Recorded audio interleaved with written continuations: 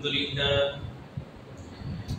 لله نحمده ونستعينه ونستغفره ونعوذ بالله من شرور أنفسنا ومن سيئات أعمالنا من يهده الله فلا مضل له ومن يضلل فلا هادي له وأشهد أن لا إله إلا الله وأشهد أن محمدا عبده ورسوله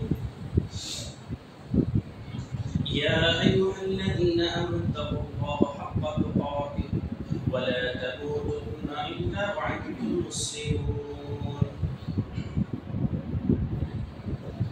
يا أيها الناس اتقوا ربكم الذي خلقكم من نفس واحدة وخلق منها زوجها وبث منهما رجالا كثيرا ونساء واتقوا الله الذي تساءلون به والأرحام إن الله كان عليكم رقيبا يا أيها الذين آمنوا اتقوا الله وقولوا قولا سديدا يصلح لكم أعمالكم ويغفر لكم ذنوبكم ومن يطع الله ورسوله فقد فاز فوزا عظيما أما بعد فإن خير الحديث كتاب الله وخير الهدي هدي محمد صلى الله عليه وسلم وشر الأمور محدثاتها وكل محدثة بدعة وكل بدعة ضلالة وكل ضلالة في النار. قال الله تبارك وتعالى في القرآن المجيد أعوذ بالله السميع العليم من الشيطان الرجيم من همزه ونفخه ونفسه بسم الله الرحمن الرحيم يا أيها الذين آمنوا قوا أنفسكم وأهليكم نارا وقودها الناس والحجارة.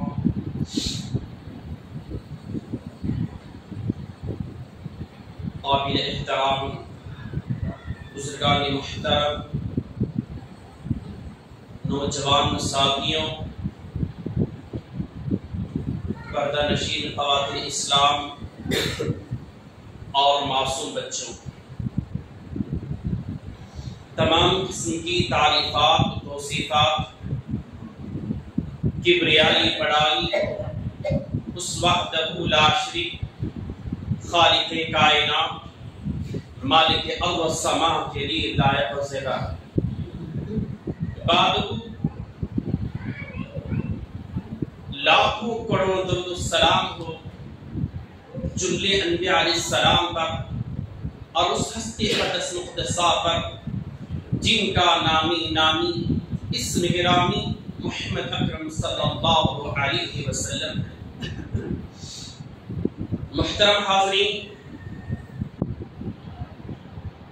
جمعہ کا موضوع ہے اولاد کی تربیت اسلام کی نظر میں۔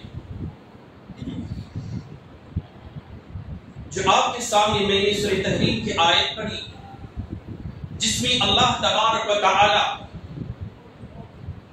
اپنی اور اپنی اولاد کی فکر کرنے کی تلقین اور اپنی جان اور اپنے اہل خانہ کو نار جہنم سے بچانے کی تلقین کی ہے۔ اللہ تبارک و تعالی نے فرمایا اہل ایمان سے مخاطب ہو کے یا ایھا الذین آمنوا قوا انفسکم واہلیکم نارا، کیا ایمان والو اپنے آپ کو اور اپنے اہل و عیال کو نار جہنم سے بچاؤ جس کا ایندھن لوگ اور بھتر ہیں، اور جہنم کے اس جہنم پر ایسے فرشتے نگران ہیں جو سخت مزاج رکھنے والے ہیں، جو رحم کرنے والے نہیں ہیں۔ گویا اس آیت میں اللہ تبارک و تعالی نے سب سے پہلے اس بات کا حکم دیا کہ اے ایمان والو سب سے پہلے اپنی جان کو جہنم کے آگ سے بچاؤ اور اپنی بیوی بچوں کو اپنے اہل خانہ کو جہنم کی آگ سے بچانے کی کوشش کرو۔ تم سب سے پہلے اللہ سے ڈرنے والے بن جاؤ، معصیت سے بچو، گناہ سے بچو اور اپنے اہل خانہ کو بھی بچاتے رہو. اور فرشتے جو جہنم کے پاس ایسے فرشتے رہیں گے جو ایک دوسرے پر ترس اور رحم کھانے والے نہیں ہیں، وہ سخت عذاب دینے والے فرشتے ہیں.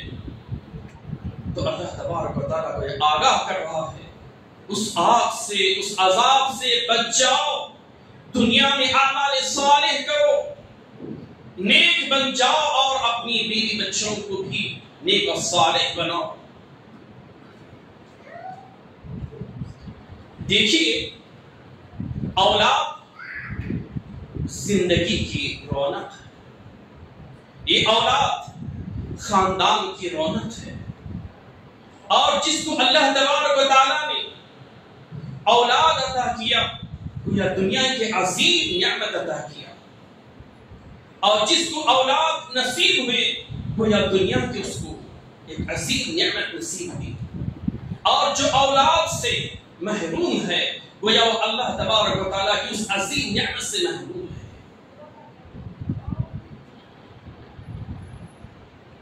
قرآن مجید میں کہا گیا کہ المال والبنون زینت الحیات الدنیا.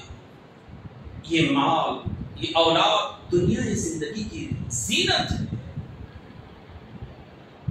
اولاد دنیا کی زندگی ایک چمک اور دمک ہے.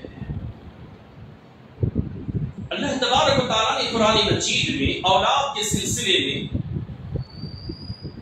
کہ دو نظریے پیش کرتا ہے کہ قرآن مجید کے بعض آیات میں اللہ تبارک و تعالیٰ نے اولاد کو نعمت قرار دیا. بعض آیتوں میں اولاد ایک آزمائش، ایک فتنہ اور ایک دشمن قرار دیا. قرآن مجید میں نوح علیہ السلام کے سلسلے میں کہا گیا کہ نوح علیہ السلام نے کہا کہ اے میری قوم کے لوگوں، تم توبہ استغفار کرو، جس کے عوض اللہ تبارک و تعالی آسمانوں سے موسلادھار بارش اور مال اور اولاد جیسی نعمت عطا کرے. اور ایک مقام پر اللہ تبارک و تعالی نے کہا کہ انما الاموال اولادکم فتنہ، بے شک تمہارے اموال، تمہارے مال و متاع اور اولاد یہ آزمائش ہے، امتحان ہے، یہ فتنہ ہے. اور سورہ تغابن میں اللہ تبارک و تعالی نے کہا کہ یا ایھا الذین آمنوا ان من ازواجکم و اولادکم عدو لکم فاحذروا. کیا ایمان والو، بے شک تمہاری بعض بیویاں اور بعض بچے تمہارے دشمن ہیں، تم ان سے ہوشیار رہو. تو یہ اللہ تبارک و تعالیٰ پیغام دے رہا ہے کہ اگر بچے ہمارے نصیب میں، ہمارے حق میں، اگر یہ بچے نعمت بننا ہے تو ہم والدین کو چاہیے کہ اپنی اولاد کی اچھی تعلیم اور تربیت کرے. اسی وقت یہ بچے نعمت بنیں گے. ورنہ اگر ہم بچوں کو اچھی تعلیم اور تربیت نہیں دیں گے، دنیا میں بڑے عذاب کی ضرورت نہیں ہے. سب سے بڑا عذاب ماں باپ کے حق میں اپنی اولاد بگڑ جانا، اپنی اولاد نافرمان ہو جانا، یہ سب سے بڑا عذاب ہے ماں باپ کے لیے دنیا میں. اس لیے چاہیے کہ ماں باپ کو شروع سے ہی بچوں کی بچپن ہی سے اچھی تعلیم اور تربیت کرے، وقتاً فوقتاً ان کی اصلاح کرتے رہے، ان کو اسلامی زندگی کے تعلق سے، حسن اخلاق کے تعلق سے، جنت کے تعلق سے، جہنم کے تعلق سے، سیرت نبی کے تعلق سے، اصحاب کرام کی سیرت کے تعلق سے، واقعات کے تعلق سے ان کی اصلاح کرتے رہنا چاہیے، ان کو بتلاتے رہنا چاہیے. اگر بچے نیک بننا ہے تو ماں باپ کو چاہیے کہ ماں باپ محنت کرے، کوشش کرے کہ وہ بچوں کی اچھی تعلیم تعلیم اور اچھی تربیت کرے. ورنہ اگر ماں باپ اپنے بچوں کی اچھی تعلیم تربیت نہیں کرتے تو یاد رکھو ماں باپ کو دنیا میں نہ دن میں سکون ملے گا نہ رات میں سکون ملے گا. ان کا چین سکون ختم ہو جائے گا. اولاد کی نعمت ہمیں اکثر کو ملتی ہے لیکن اس کو نعمت بنانے کی کوشش والدین کی ذمہ داری ہے. باپ ہونے کی حیثیت سے وہ بچوں کی تعلیم اور تربیت کرے, حق ادا کرے. ماں ہونے کی حیثیت سے اپنے بچوں کی اچھی تعلیم اور تربیت کرے. وقتاً فوقتاً خیال کرنا چاہیے. ماں کے پاس بچے اکثر رہتے ہیں, ماں سے قریب رہتے ہیں. باپ تجارت اعتبار سے دور رہتا ہے لیکن ماں بچوں سے قریب بچپن سے رہتی ہے. اس لیے ماں کو چاہیے کہ زیادہ زور بچوں کی تربیت کے تعلق سے دے. ہمیشہ بچوں کی اصلاح, ان کے سدھار پر کڑک نظر رکھنا چاہیے. اور یاد رکھیے باپ کا پہلا حق شادی کے بعد نہیں بلکہ شادی کے شروع سے ہوتا ہے. اگر کوئی باپ یہ سوچتا ہے کہ میرے بچے اچھے ہونا چاہیے, نیک ہونے چاہیے, صالح ہونا چاہیے, تو باپ کو چاہیے کہ وہ نکاح سے پہلے ان بچوں کے لیے نیک ماں کا انتخاب کرے. نیک ماں کا چوائس کرے. نکاح کے لیے نیک بیوی کا انتخاب کرنا چاہیے. کیونکہ اگر بیوی نیک نہیں ہے, اگر بیوی نافرمان ہے, اس کے شکم سے جنم لینے والے بچے نیک بن جائے, صالح بن جائے تو کیسے بن سکتے ہیں؟ اس لیے شریعت نے کہا کہ سب سے پہلے نکاح کرنا ہے, دینداری کو ترجیح دینا چاہیے, نیک بیوی کا انتخاب کرنا چاہیے.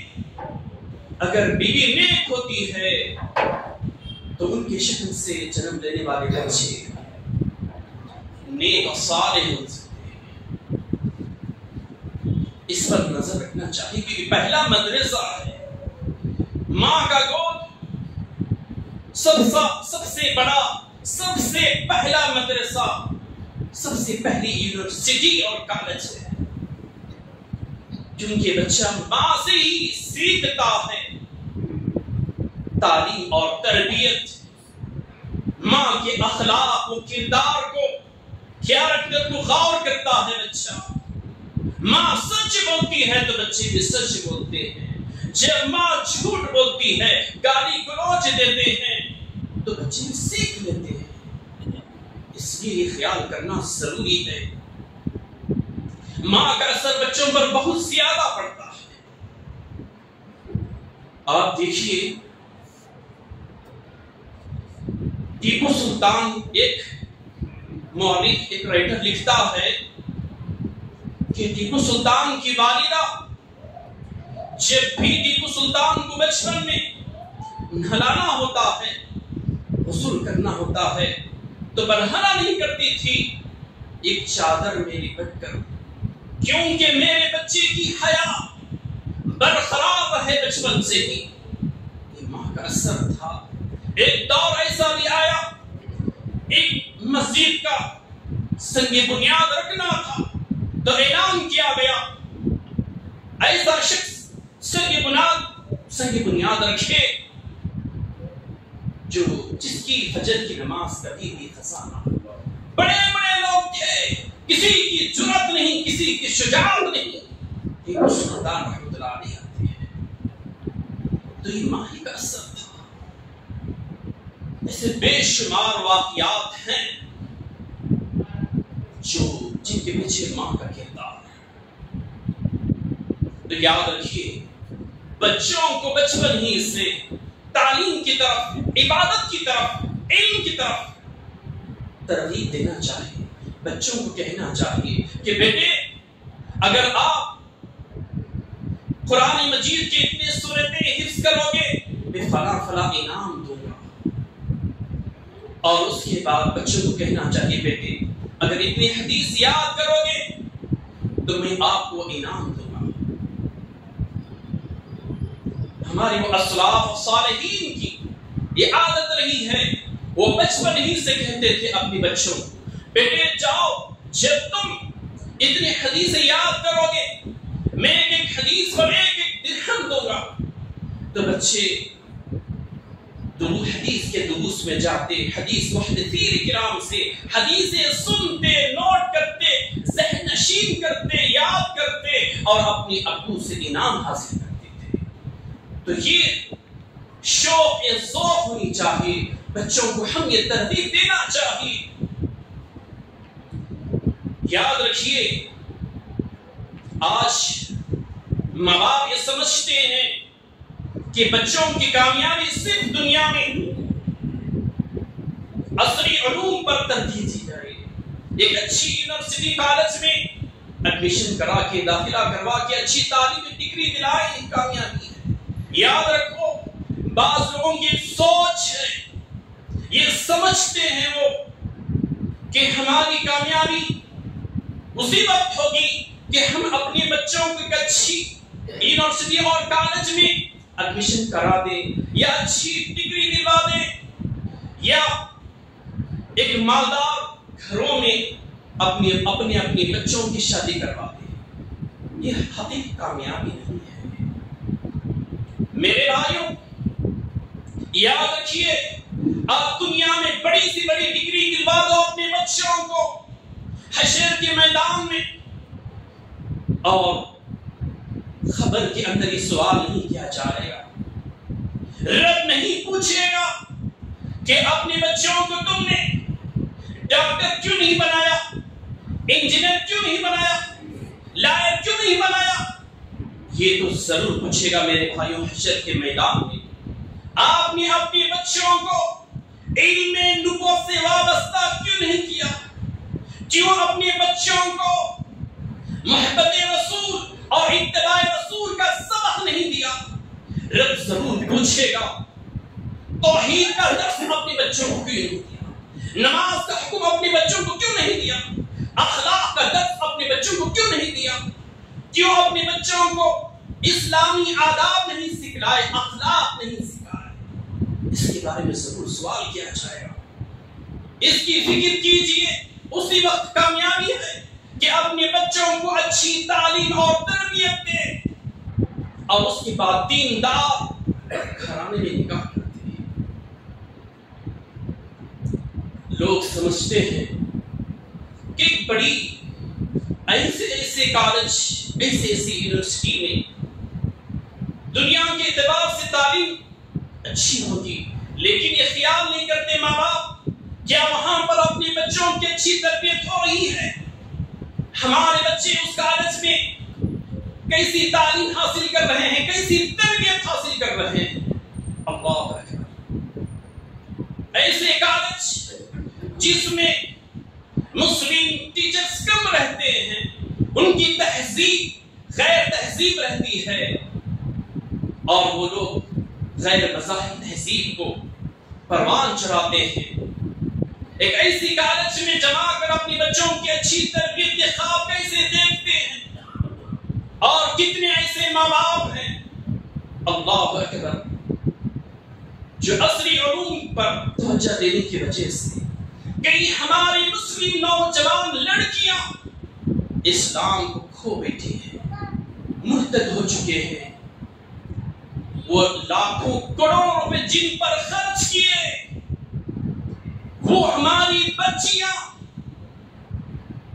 اسلام آخر کار اسلام ہی کچھ کو دیتی ہے. میں سوال کرتا ہوں میرے بھائیوں جب ہماری بچوں کا ایمان چلے جائے، جب ہمارے بچوں کا ایمان خطرے میں ہے، ایسی تعلیم کی ضرورت نہیں ہے.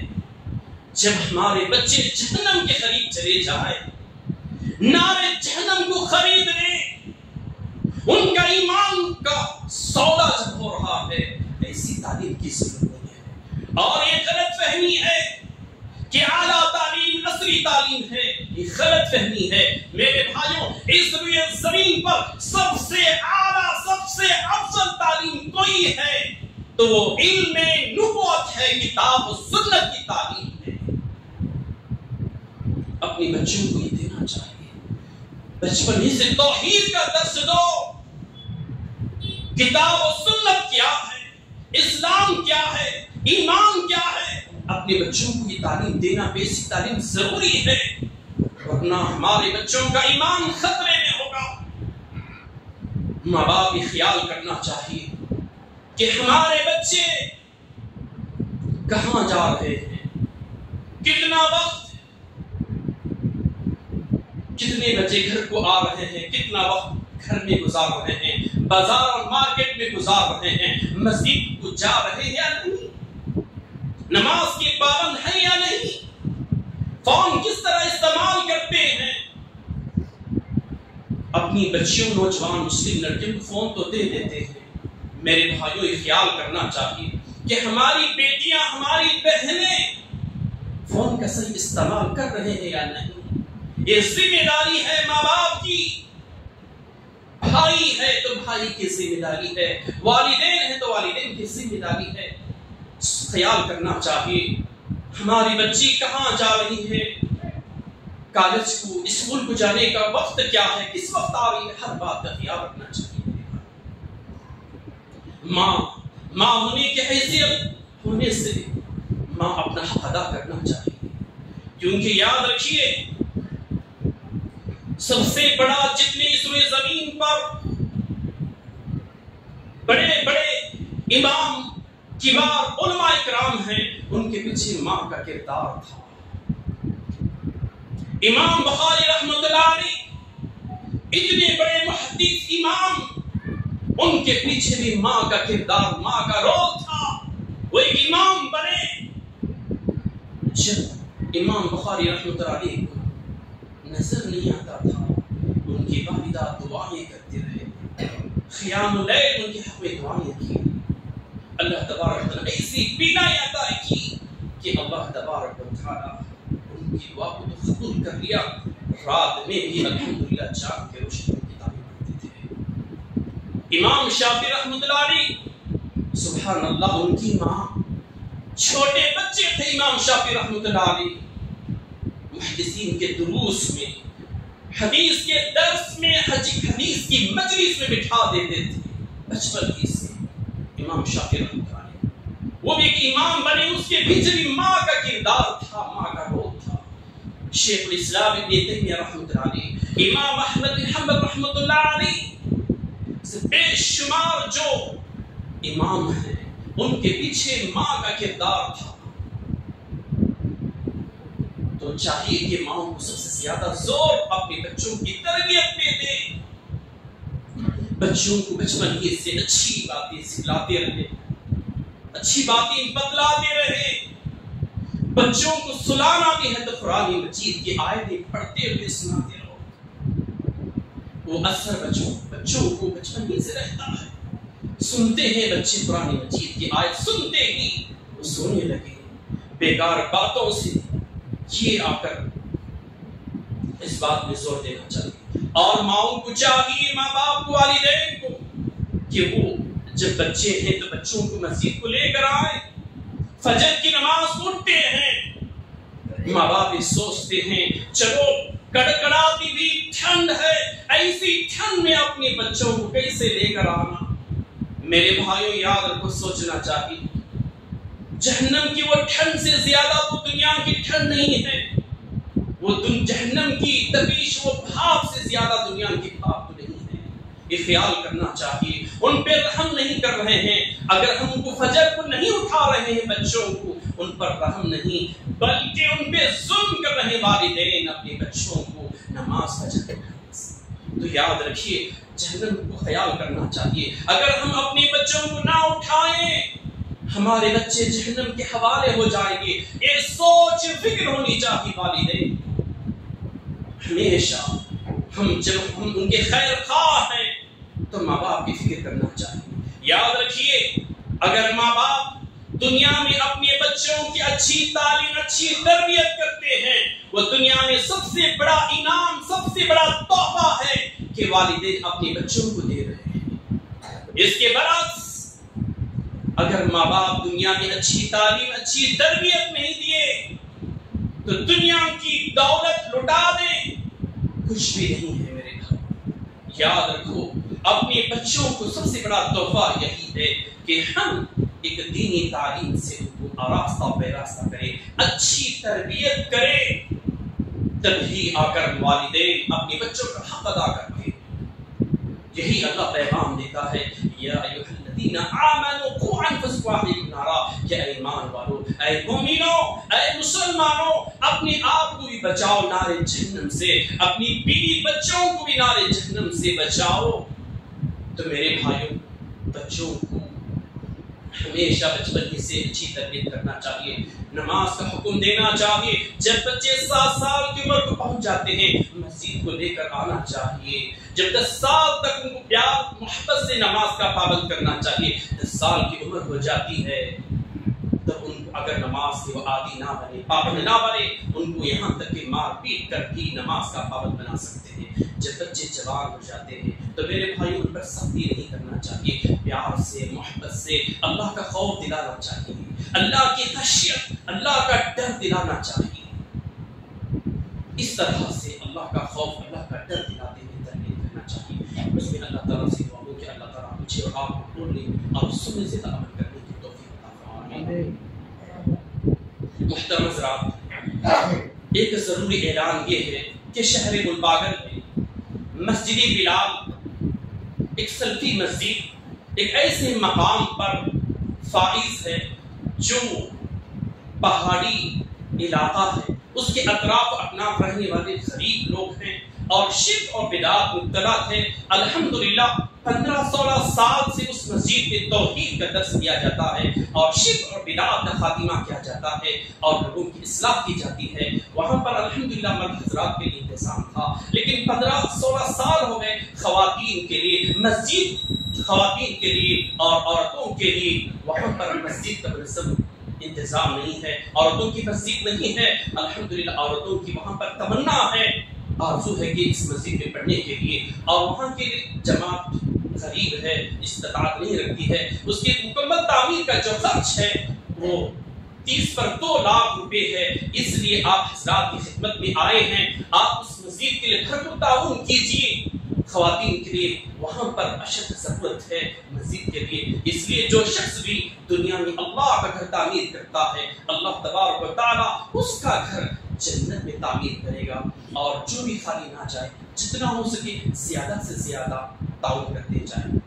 اے اللہ جب تک ہمیں دنیا میں رہے گا اللہ وعد رسول رہے گا، جب ہمارا خاتمہ ہو تو کل لا الہ الا اللہ، الحمد للہ، السلام علیکم ورحمۃ اللہ